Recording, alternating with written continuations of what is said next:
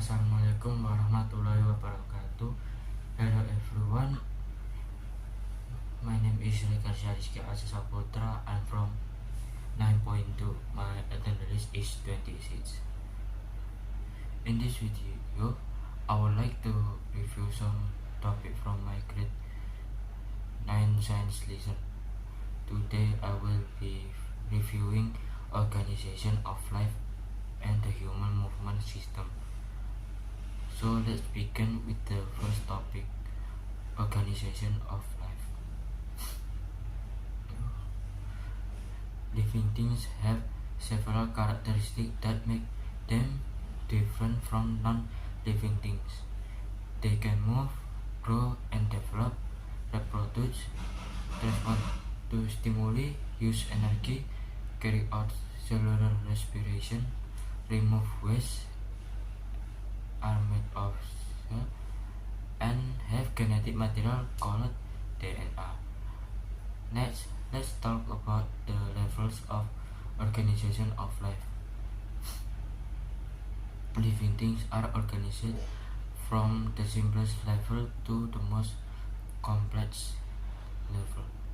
The order is cell, tissue, organ system, and organism. For example, muscle cells join together to form muscle tissue. Muscle tissue form the heart. The heart work together with blood vessels in the circulatory system. All of the organ system work together to form one human body. Above the organism level, there are large level of organization, including population, communication, a community, ecosystem, and finally the biosphere. Now let's discuss cells, which are the basic unit of life. There are two main types of cells that we learn: plant cells and animal cells. Both types of cells have a nucleus and mitochondria. The nucleus stores DNA, while the mitochondria produce energy for the cell. However, plant cells have three structures that animal cells do not have. These are cell wall, chloroplast, and a large vacuole. The cell walls help plants stay upright and give them support. Chloroplast allow plants to make food through photosynthesis. The large vacuole stores water and help keep the plant cells warm. Animal cells do not have this structure, so they are more flexible and can change shape more easily. Our body is also made up of many organ systems, and each system has its own function. However, they all work together to keep our body alive and healthy. Now let's move on to the second topic, human movement system.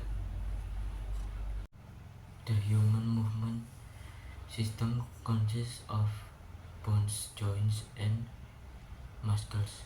The skeleton has three main functions. First is support the body and keep it safe. Second, it protects important organs such as brain, heart, and lungs. Third is work together with muscle to produce movement. Without joints or bone will not be able to move. The book also explains that joints work like lever in physics. There are three classes of levers. First class lever is found in the neck when we nod our head. Second class lever is used when we stand on our toes. And the third class lever is found in the arm when we bend our elbow using the bicep muscles. Most movement in the human body use third class lever because they allow faster movement and a greater range of motion, even though they require more force. Let's learn about skeletal muscles. Skeletal muscles are made up of several levels of structure. They are organized from the whole muscles to muscle bundles, muscle fiber, myofibril, and finally actin and myosin filament.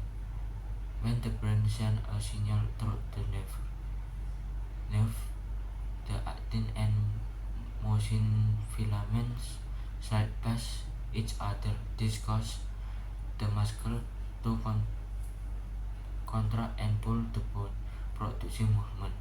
Muscles always work in pairs. For example, the bicep and tricep work together. When the bicep contracts, the tricep relaxes. When the tricep contracts, the bicep relaxes. This happens because muscles can only pull, not push. Muscles also need energy to contract.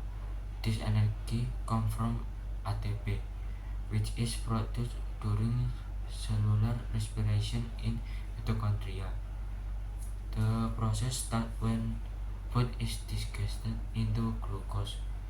The circulatory system carries glucose and oxygen to the muscle cells.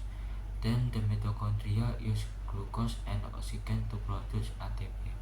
Finally, ATP provides the energy needed for muscle contraction. This shows that many body systems work together, that digestive system, circulatory system, respiratory system, and muscular system all depend on each other. During heavy exercise, our muscles need energy very quickly. Sometimes there is not enough oxygen, so the muscle temporarily use anaerobic respiration. This process produces energy faster, but it also produces lactic acid, which can make our muscle feel tired or sore. At the same time, our heart beats faster and we breathe more quickly. This helps deliver more oxygen and glucose to the muscles and remove waste product.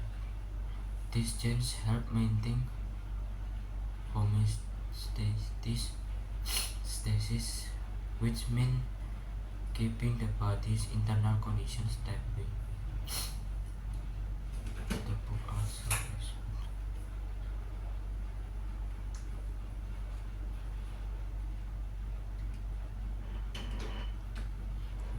book also explains that getting enough morning sunlight is important because it helps our body produce vitamin D. Vitamin D helps our body absorb calcium, which is needed to build strong and healthy bones.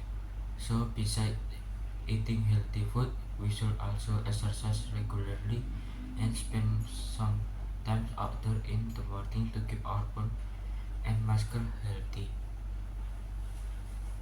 So that's from my explanation about organization and system movement. That's all for me. Thank you for your attention. Wassalamualaikum warahmatullahi wabarakatuh.